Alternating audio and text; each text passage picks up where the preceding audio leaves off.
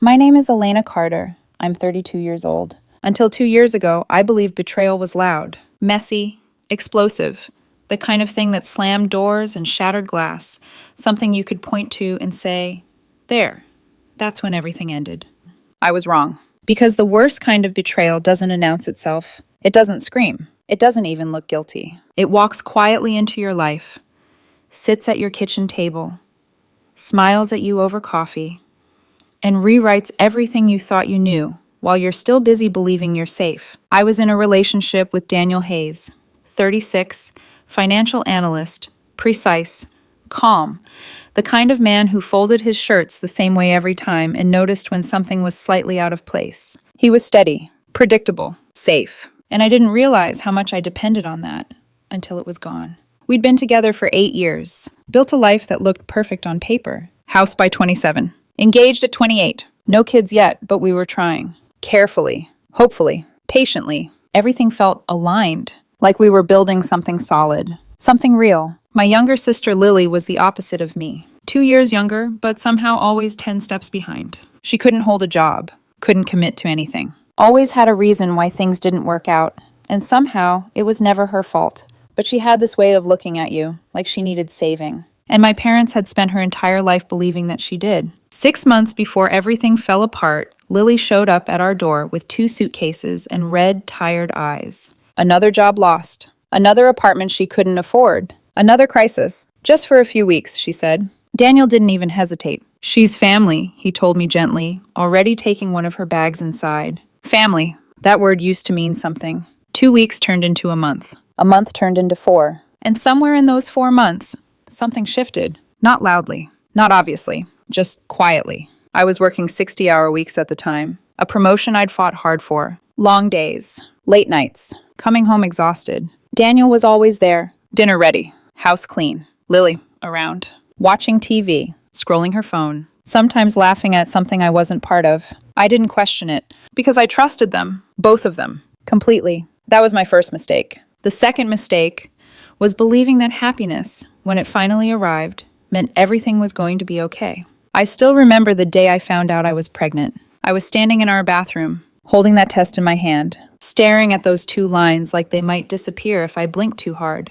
We'd been trying for over a year, quietly, without pressure, without telling anyone. And suddenly there it was. Hope. Real. Solid. Ours. I told Daniel that night. He froze for half a second, then smiled. Wide. Relieved. He picked me up, spun me around like something out of a movie. We did it, he whispered against my hair. We called my parents. Friends. Started talking about nurseries. Names. A future that suddenly felt so close I could almost touch it. For 3 days, I was the happiest I had ever been.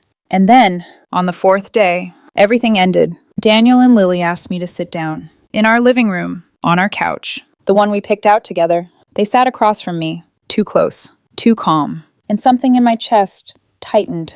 We need to tell you something, Lily said. Her voice was soft, careful, rehearsed. I remember noticing that, how rehearsed it sounded, like they had practiced this moment without me. The baby, Daniel started. And for a second, I thought, he's nervous. He's scared. He doesn't know how to say it. The baby isn't yours, Lily finished. Silence. I blinked. Once. Twice. I didn't understand. Not right away. We've been seeing each other, Daniel said. 3 months. 3 months. That was almost exactly how long Lily had been living with us. With you? I asked. My voice sounded distant, like it belonged to someone else. In this house? Neither of them answered. They didn't need to. We didn't mean for it to happen, Lily said quickly. It just did.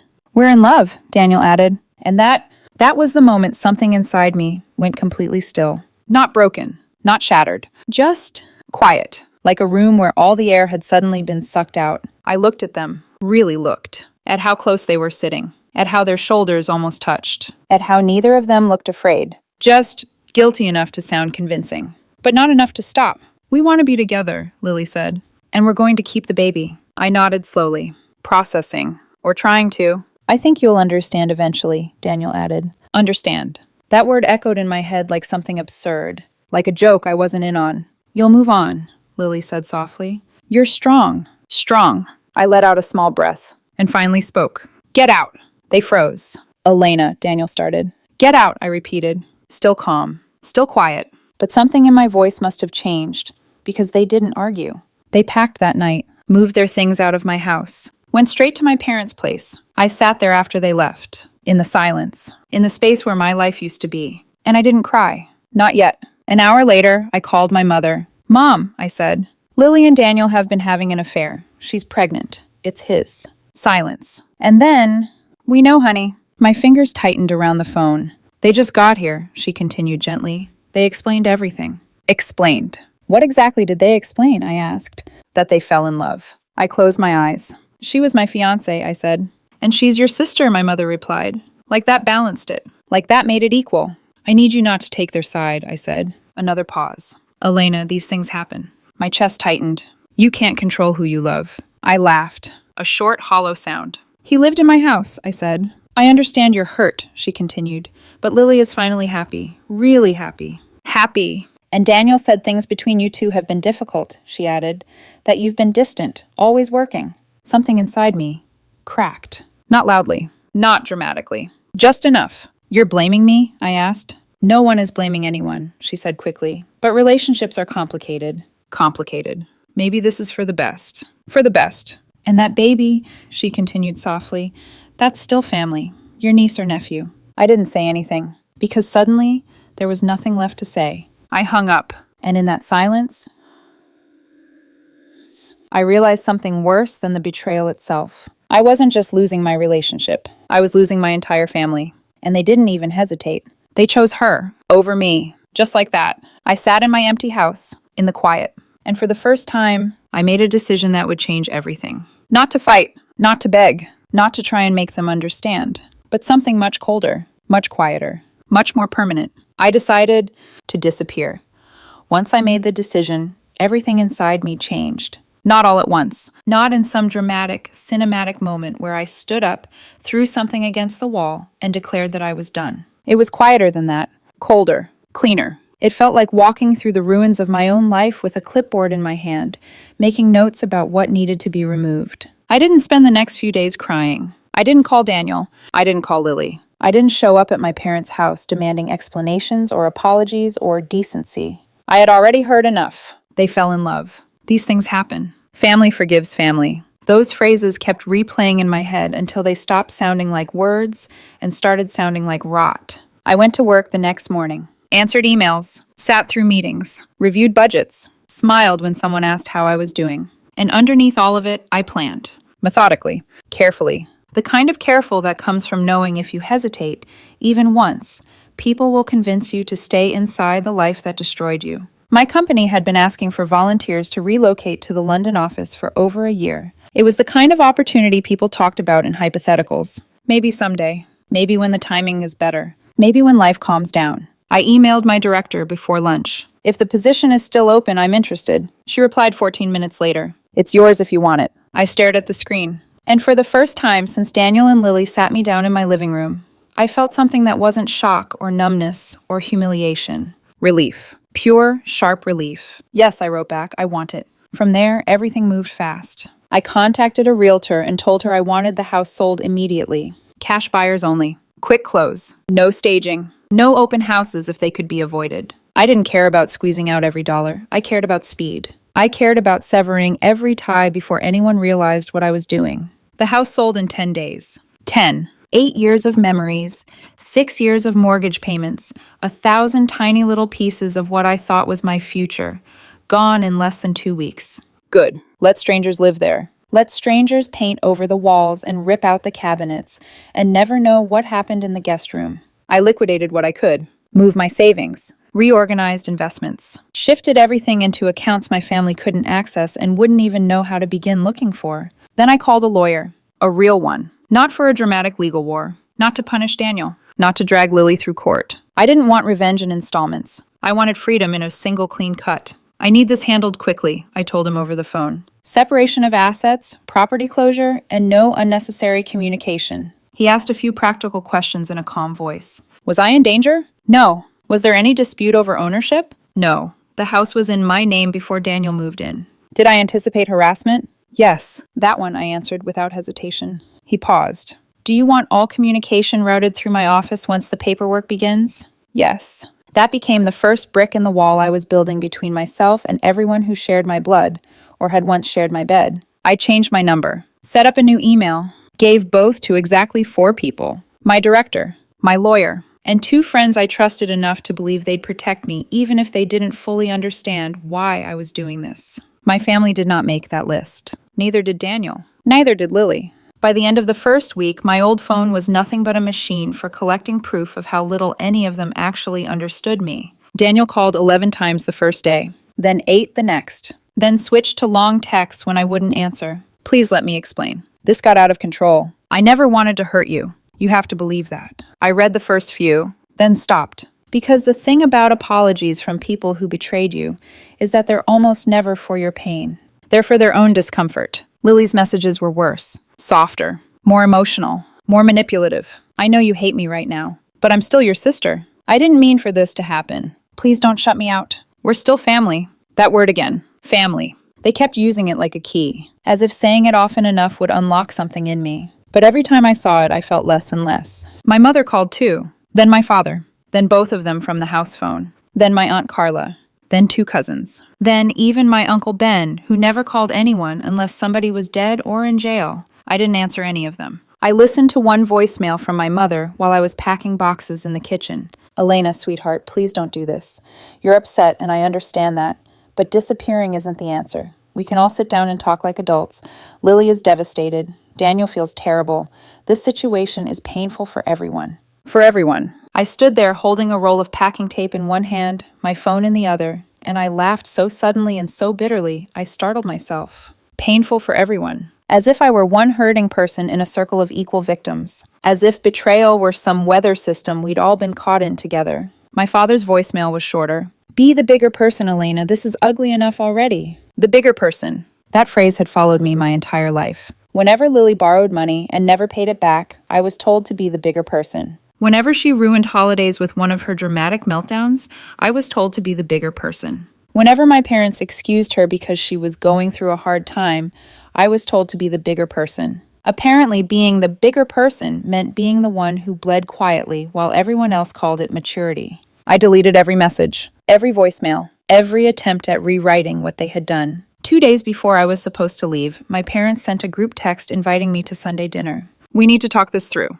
Your father and I want all of us together. Lily and Daniel will be here too. Please come. I didn't respond. An hour later, my mother posted a photo on Facebook. An old one. Christmas from the year before. The caption read, "Family dinner this Sunday with our girls and Daniel. So blessed to have each other through every season of life." I stared at it for a long time. At the lie. At the performance of it. At the audacity it took to stage a healing dinner before anyone had even admitted what they'd destroyed. That was the moment the text came to me. Not because I'd been planning something clever, not because I needed the perfect last word, but because suddenly I understood exactly what all of them deserved. Not a speech, not a meltdown, not closure, just one line sharp enough to live under their skin. I opened the family group chat. Parents, Lily, Daniel, aunts, uncles, cousins, 15 people. A little audience for the version of the story my parents were already trying to soften. I typed 7 words. I hope the baby looks like betrayal. I read it once, then hit send. For a few seconds, nothing happened. Then the typing bubbles began. 1, then 3, then 6. I didn't wait to read a single response. I blocked every number in the chat, every individual number after that. Deleted Facebook, deleted Instagram, deactivated everything tied to the life I was leaving behind. Then I kept packing. That was the part I think would horrify most people if they were honest. Not the cruelty of the message. The calm after it. The fact that once I sent those 7 words, I didn't fall apart.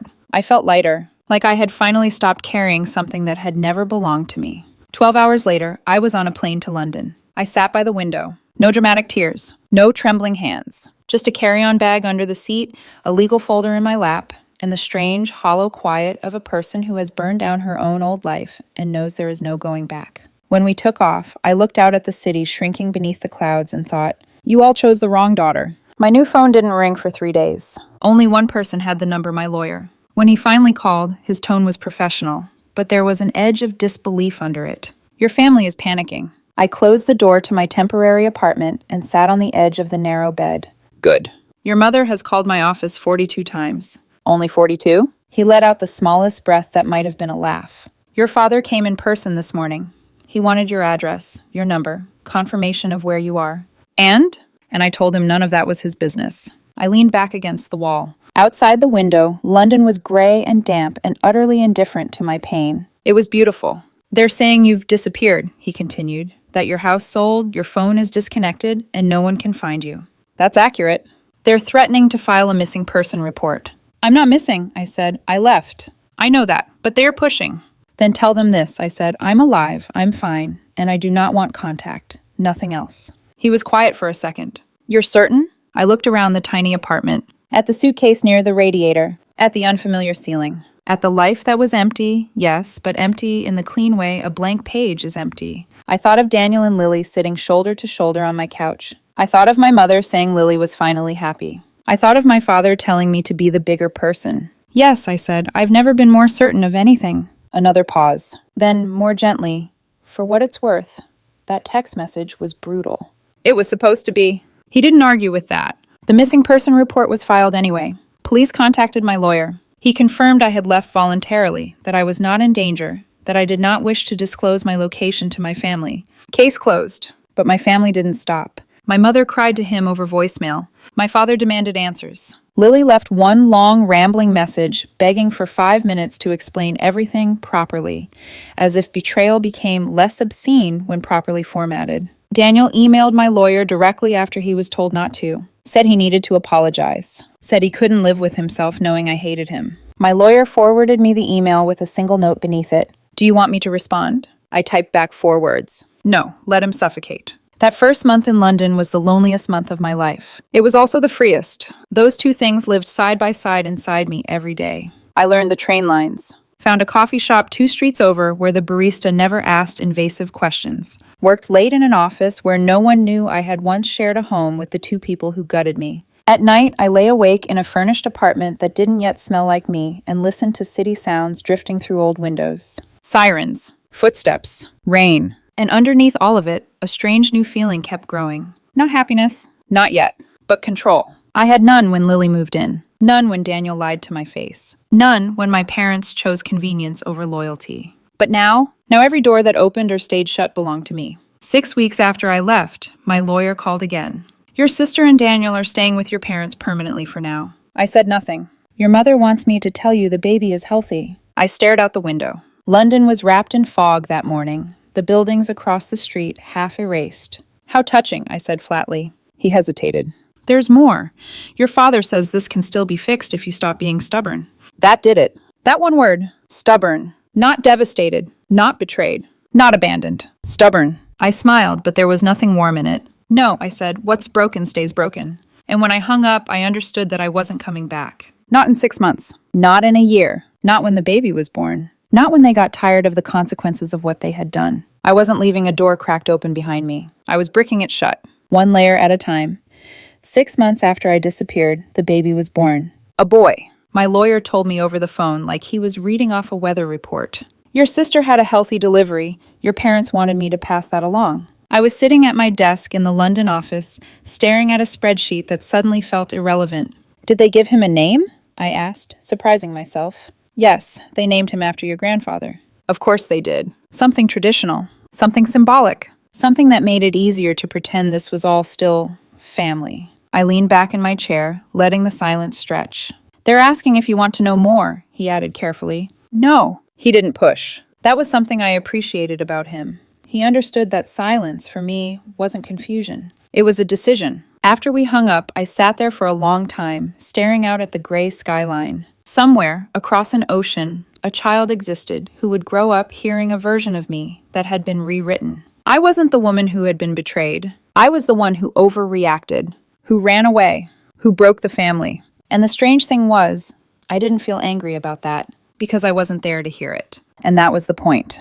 The first year passed like that, quiet, structured, deliberate. I worked. I built routines. I learned how to exist in a life where no one expected me to forgive anything, where no one asked me to be the bigger person, where I didn't have to defend my own pain. And somewhere in that first year, I started breathing differently, deeper, easier, like my body had finally realized it wasn't under attack anymore. That was around the time I met Ethan Cole. It wasn't dramatic. No sparks flying across a crowded room. No instant, overwhelming connection. We met the way most real things begin. Casually, quietly. He was sitting 2 tables over at the same coffee shop I'd started going to every morning. Laptop open. Black coffee. Always there around the same time as me. We exchanged nods at first. Then small comments. Then one morning, he asked if he could sit. Only if you promise not to ruin my routine, I said. He smiled. I'm very low maintenance. That turned out to be a lie. Not in a bad way. Just human. Ethan was a product designer. Smart. Observant. The kind of man who listened more than he spoke, but when he did speak, it was always deliberate. There was no chaos around him. No neediness. No emotional games. And that alone made him feel dangerous in a way I hadn't expected. Because calm, after everything I'd been through, didn't feel safe at first. It felt unfamiliar. We started seeing each other slowly. Coffee turned into walks. Walks turned into dinners. Dinners turned into nights where I stayed a little longer than I meant to. For a long time, I didn't tell him anything about my past. Not because I was hiding it, but because saying it out loud would make it real again. And I had worked too hard to build a life where it didn't exist. 6 months into whatever we were, he asked. Not aggressively, not suspiciously, just gently. Why don't you ever talk about your family? We were sitting on his couch, rain tapping softly against the windows. I remember staring at my hands for a long time before answering, because I knew that once I started, I wouldn't be able to stop halfway. So I told him everything. Daniel, Lily, the affair, the pregnancy, my parents choosing her, the text message, the disappearance, all of it. I didn't soften anything, didn't try to make myself look better, didn't ask for sympathy. I just told the truth. When I finished, the room felt different. He didn't interrupt once, didn't react in the middle. He just listened. And when I finally looked up at him, bracing for something, judgment, discomfort, distance, he said quietly, "Do you regret leaving?" No, not even a pause, not even a flicker of doubt. "Do you ever think about going back?" No. Again, immediate. Certain. He nodded slowly like he was absorbing that. Then he leaned back against the couch and said something that settled deeper in me than I expected. Good. I blinked. Good? Yeah, he said simply. Because anyone who could choose your sister over you doesn't deserve access to your life. Just like that. No lecture about forgiveness. No speech about healing. No suggestion that I should try to reconnect. Just acceptance. Validation. Respect. That was the moment I realized something had shifted again. Not in my past. That was still exactly what it was. But in my present, I wasn't just surviving anymore. I was building something new. And this time, it was with someone who chose me without hesitation. 18 months after I disappeared, my lawyer called with an update I hadn't asked for. Your sister and Daniel are separating. I was standing in my kitchen, pouring coffee. Already? Yes, from what I understand, the relationship didn't survive the reality of everything. Reality. That word carried weight. Do they want anything from me? I asked. Amanda, he paused, correcting himself. Your sister requested your contact information. She said she wants closure, to apologize. I took a slow sip of coffee. No, I assumed as much. Closure isn't something she gets to ask me for. I'll inform her. And make it clear, I added, there's no version of this where I respond.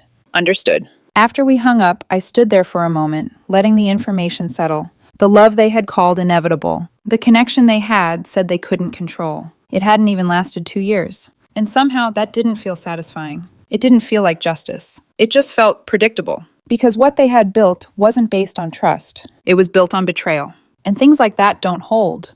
Life kept moving. I got promoted. Senior project lead. More responsibility. More travel. More money than I had ever made before. I bought a flat in London. Not huge. Not extravagant. But mine. Completely mine. No shared ownership. No compromises. No one who could sit across from me one day and tell me they had been rewriting my life behind my back. Ethan moved in a year later. It wasn't a big decision. Not dramatic. Just natural. Like everything else with him. We traveled. Paris. Amsterdam. Barcelona. Places I had once told Daniel we'd go someday. Someday had never come with him. With Ethan, it did.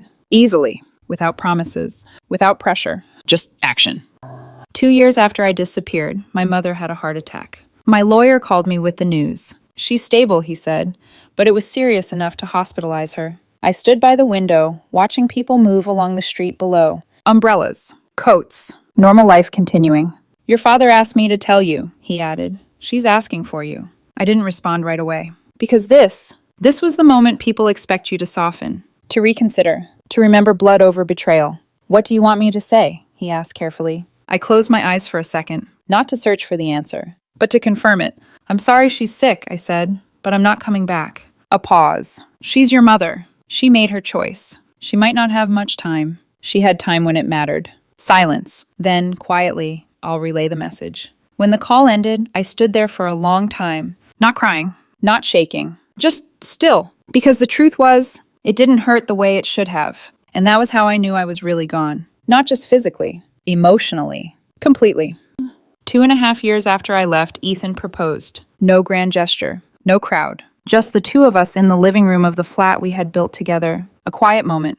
A simple question. A ring that felt like a promise I could actually trust. Yes, I said, without fear, without hesitation. We planned a small wedding. Registry office. Close friends. His family. People who had shown up. People who had earned their place in our lives. There was no discussion about inviting mine. That door had been closed a long time ago, and neither of us had any interest in reopening it. 3 years after I disappeared, everything from my old life was still trying to find me. My mother tracked down one of my old friends. Marcus. He called me immediately. Your mom found me, he said. She's asking where you are. What did you tell her? That I don't know. I exhaled slowly. You lied for me. You're my friend, he said simply. And honestly, after what they did, they don't deserve to know. I leaned against the wall, phone pressed to my ear. She looked bad, he added after a moment. Older, tired, desperate. That's not my problem. I know, he hesitated. Just thought you should know. I appreciated that. I really did.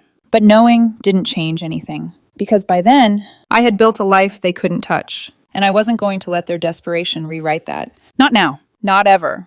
A few weeks later, Ethan and I got married. Small ceremony. Simple. Perfect. 10 people total. No drama. No tension. No one sitting across the room pretending they hadn't destroyed me. We took one photo outside the registry office. Just one. Me in a simple white dress. Ethan beside me. Both of us smiling in a way that felt real. Uncomplicated. I posted it online. New account. No location. No tags. Just the photo and one caption. Married the love of my life today. For a moment, it felt like the final line in a story I had rewritten from the ground up. I should have known better. Because some stories don't stay buried that easily. 2 days after I posted that photo, my past found me. I don't know how. Maybe someone recognized my face. Maybe Marcus slipped up. Maybe it was just bad luck. But my lawyer called that afternoon, and the tone in his voice told me everything before he even said it. Your family knows you got married. I was standing in the kitchen, slicing fruit for breakfast that had suddenly lost all taste. How? I asked. I don't know, but your mother has called my office multiple times today. She's emotional. Emotional. That word again. As if emotions erase choices. Asking for what? I said. Your address. Your number. She said she just wants to know if you're happy. I let out a quiet breath. Then you can tell her I am happier than I've ever been. He didn't respond right away. And your father? I asked. He wants to know where you live. He's talking about flying out, trying to find you himself. A small pause. Your sister emailed again too. She asked if she could just talk to you once. I turned off the knife block light and leaned against the counter. What did you tell them? The same thing I always tell them. Good. They're not going to stop, he added carefully. They can try, because that was the truth. They could search, call, beg, rewrite the story however they needed to. But none of that gave them access to me anymore. And access was the only thing they had ever really wanted.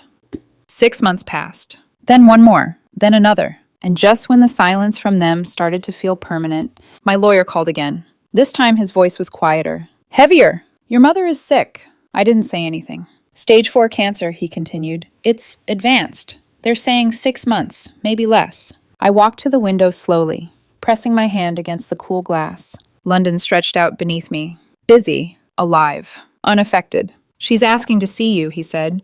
Your father called personally this time. He said it's her last wish. Last wish. The kind of phrase people expect to break you. To crack open whatever defenses you've built and let guilt flood in. What did you tell him? I asked. That I'd relay the message, that the decision is yours. I nodded slightly, even though he couldn't see it. Good. A pause. Elena M., he said carefully. You don't have to decide right now. I already have. Silence. Tell him no. Another pause. Longer this time. Are you sure? I closed my eyes, and for a moment, just a moment, I saw her, my mother, standing in the kitchen years ago, smiling, calling me in for dinner, before everything broke, before she chose, before she looked at me and told me Lily was finally happy. And I realized something then. That woman, The one I remembered. She didn't exist anymore. She made her choice, I said quietly. Some betrayals don't get deathbeds. That's cold. So was choosing my sister. He exhaled slowly. I'll tell him. When the call ended, I stayed by the window for a long time. Not crying, not shaking, just still. Because the hardest part wasn't saying no. It was realizing how easy it had become. My mother died 4 months later. I didn't hear it from my father, or my sister, or anyone from that side of my life. I heard it from Marcus. Your mom passed yesterday, he said gently over the phone. Funeral's this weekend. I sat on the couch, my daughter asleep in the next room. Okay, I said. A pause. You're not coming. No. You sure? He asked. This is final. I said goodbye 3 years ago. He let out a breath. Fair enough. Just wanted you to know. I appreciated that, more than he probably realized. But knowing didn't change anything. I didn't go to the funeral. Didn't send flowers. Didn't call my father. I went to work that morning. Came home. Had dinner with Ethan. Watched a movie. And when I went to bed that night, I felt nothing. Not relief. Not guilt. Not grief. Just absence. Because the mother I had loved had already disappeared years ago. The guilt came from my father instead. Packaged neatly into a letter my lawyer received a week after the funeral. He wants me to read it to you, my lawyer said over the phone. No. It's intense. Shred it. A pause. He's saying you killed her, he added quietly. That she died heartbroken because you refused to see her. I let out a slow breath. My mother chose my sister over me, I said. I didn't kill anyone. I just refused to forgive something unforgivable. He's calling daily now. That's not my problem. He's not doing well. Neither was I. Silence. Then softly, understood. My sister tried again too. Emails this time. Long ones. Pages of apologies. Regret. Explanations. She talked about how her life had fallen apart, how the relationship didn't last, how she barely saw her son, how therapy wasn't helping, how she thought about everything she'd done to me every single day. My lawyer forwarded one of them. I opened it. Read the first paragraph. Then deleted it. Tell her I received it, I said. And I don't care. He didn't question that. He just wrote it down. Like a fact. 6 months after my mother died, my father had a stroke. Minor, but enough to shake him. Marcus called me again. Your dad's in the hospital, he said. He's asking for you. I stood in the nursery, watching my daughter sleep. No. He's alone, Elena, Marcus said. Your mom's gone. Your sister's a mess. You're all he has left. He chose that. He's still your father. He was my father, I corrected quietly, until he told me to forgive the man who slept with my fiancé. Marcus exhaled. That's harsh. That's reality. My father recovered, moved into assisted living. My sister moved back in with him. 2 people who had chosen each other over me, now stuck with each other. There was something almost poetic about that. Not satisfying, not joyful, just fitting. A year later, Ethan and I had a daughter. She was perfect, tiny, warm, safe in a way I had never felt growing up. We named her after his grandmother, a name with no history tied to my past. No connection to anyone who had ever hurt me. Just something, ours. My lawyer called when she was 3 months old. Your father knows about the baby, he said. I frowned. How? I don't know, but he's asking if he can meet his granddaughter. I looked down at her, sleeping peacefully in my arms. He deserves nothing, I said. He says he'll come find you. He's been trying for years. A pause. Should I warn him? Yes. I shifted her gently against my shoulder. Tell him if he comes anywhere near me or my family, I'll file for a restraining order. I'll make it clear. Time passed. My daughter grew, started walking, talking, laughing. Her first word wasn't mama, it was da, Ethan cried. I laughed. And in those moments, those small, ordinary, beautiful moments, I understood something I hadn't fully grasped before. This was what family actually looked like. Not obligation, not blood, not forced forgiveness. Just people who showed up, who stayed, who chose each other every single day. 2 years later, my sister attempted suicide. Pills. Found in time. Survived. Marcus told me over the phone. She's in psychiatric care, he said. They think it's guilt. Is she alive? Yes.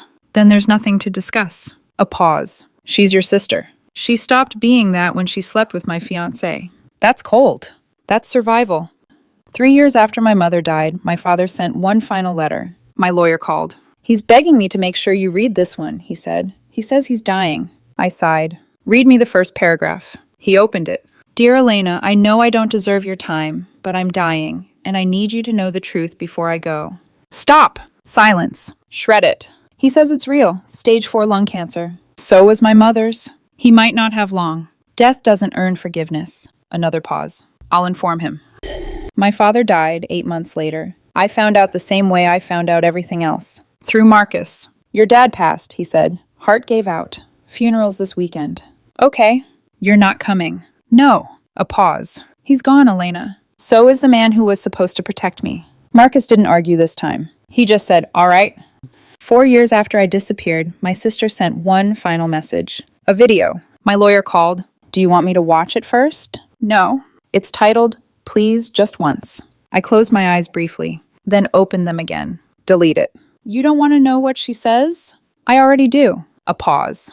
And your answer? My answer will always be no. 5 years after I sent that 7-word text, I was sitting in a park in London. Ethan beside me. Our daughter running across the grass, laughing as she chased pigeons that refused to be caught. Do you ever regret it? He asked quietly. Cutting them all off? I watched her for a moment. The way she moved without fear, without weight, without history pressing down on her shoulders. No, I said. Not even a little. He nodded. What if she asks about them someday? I'll tell her the truth. And what's that? That family isn't about blood, I said. It's about who chooses you when it matters. And they didn't. He smiled softly. I'm proud of you. For what? For choosing yourself. I leaned my head against his shoulder. And for a moment, I thought about everything I had lost. Everything I had walked away from. Everything I had refused to fix. Then I looked at my daughter again. At the life I had built. At the peace I had protected. And I felt something simple. Certain. Unshakable. Relief. I'm 37 now. 5 years since I disappeared. 5 years since I sent 7 words that ended one life and started another. I have a husband who chose me. A daughter who will grow up loved. A life that is mine. Completely. Untouched by the people who once believed I would always come back. They were wrong. Some betrayals are permanent. Some wounds never heal. And some daughters disappear and never return.